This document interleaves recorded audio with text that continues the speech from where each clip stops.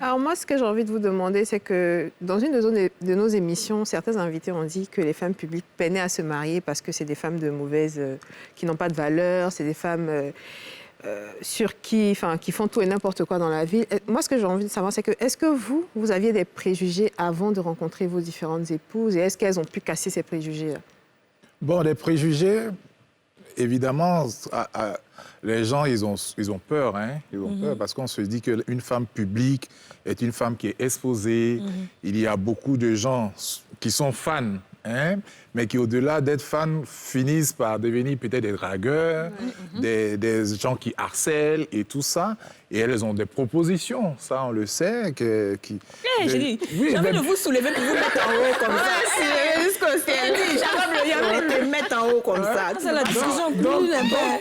Donc, les gens font des propositions indécentes. Bon, voilà, il y a de tout. Du coup, ça fait peur pour certaines personnes.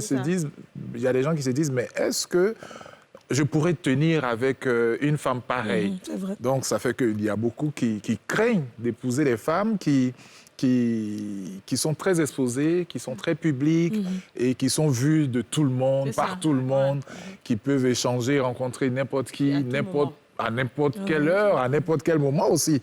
Et je pense que c'est un peu ça, la difficulté. Bon, moi, personnellement, je n'ai pas été vraiment effrayé par cela. Alors, voilà. Je n'ai pas été vraiment effrayé par cela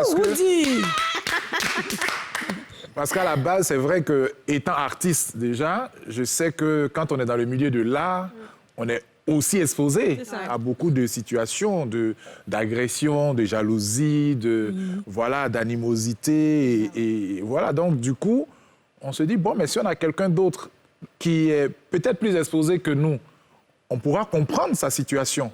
On saura que, bon, la même situation qu'on vit, qui n'est pas certainement très exposée comme pour elle, certainement, elle va la vivre aussi. Et bon, il faut pouvoir comprendre. Il faut pouvoir comprendre et tolérer et se dire que, bon, chacun a sa vie.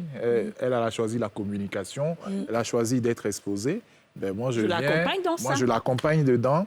Sauf que je ne vais pas, contrairement à Suleiman, aller sur les réseaux sociaux ou bien aller sur un réseau social pour commencer à défendre, me battre avec les gens. Parce que les gens, ils sont chez eux, ils s'en foutent. En tout cas. Comme il a dit, là, ils s'en foutent. Et nous avons un monde parallèle aujourd'hui, ce monde des réseaux sociaux. Le gars, il est avec son téléphone, il est sur son clavier, n'importe où à travers le monde. Il écrit ce qu'il veut. Il sait qu'il n'est pas en face de toi. Donc, il s'en fout. Il peut dire ce qu'il veut. Il peut t'insulter, il peut t'agresser, il peut raconter ce qu'il veut. Il sait que tu ne le verras jamais. Voilà, sauf par fait extraordinaire. C'est deux montagnes qui ne se passent. Sinon, ça ne sert à rien de s'en faire et de chercher à se débattre pour ça. Voilà. D'accord. Suleiman, bon, moi, je pense que, comme j'ai dit d'entrée de jeu, d'entrée d'émission, il faut pouvoir déjà trouver la bonne. Et c'est vrai, c'est clair, nous tous, on a des préjugés. Et on ne va pas nier l'évidence. Quand tu as trouvé la bonne, celle-là qui n'est pas envieuse, qui ne vit pas pour paraître, qui ne vit pas pour plaire aux gens. Je pense qu'en ce moment-là, tu peux construire quelque chose. Tu n'as pas peur de t'engager. Sinon, on est tous... On ne va pas nier l'évidence. Il y a des femmes stars, des célébrités. Aujourd'hui, elle veut tellement réussir qu'au premier carrefour... Voilà. Au premier carrefour, elle veut tellement réussir. Voilà. Elle veut vivre au-dessus de ses moyens. Elle veut vivre une vie qu'elle n'est même pas capable de vivre avec son propre revenu. Elle veut rouler dans des Range Rover Vela.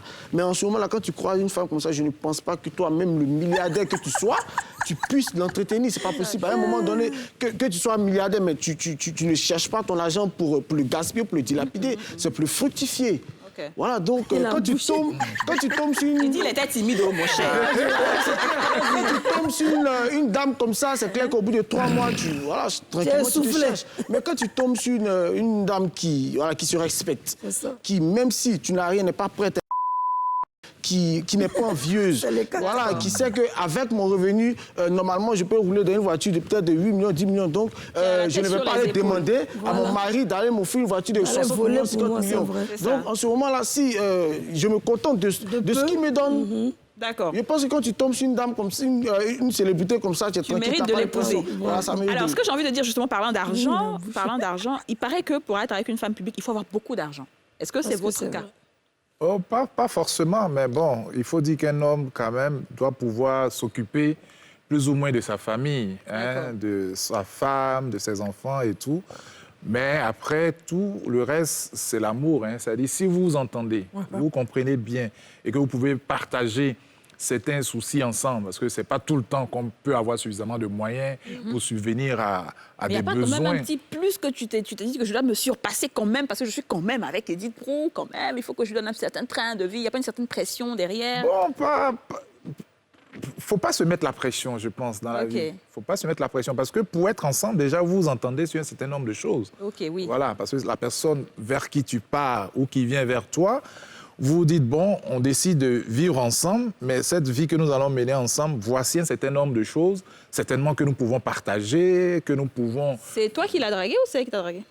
Bon, c'est moi, évidemment. Ça commence bien, l'émission commence à rentrer dans la question. C'est moi, évidemment. Bon, et puis, il faut dire que ça n'a pas été facile quand même. Vous hein. raconter un peu? Voilà, ça n'a pas été facile parce que je... Ça donnait un genre. Comme toujours, les Comme femmes. toujours. Il va nous dire ça et ce sera après la pub.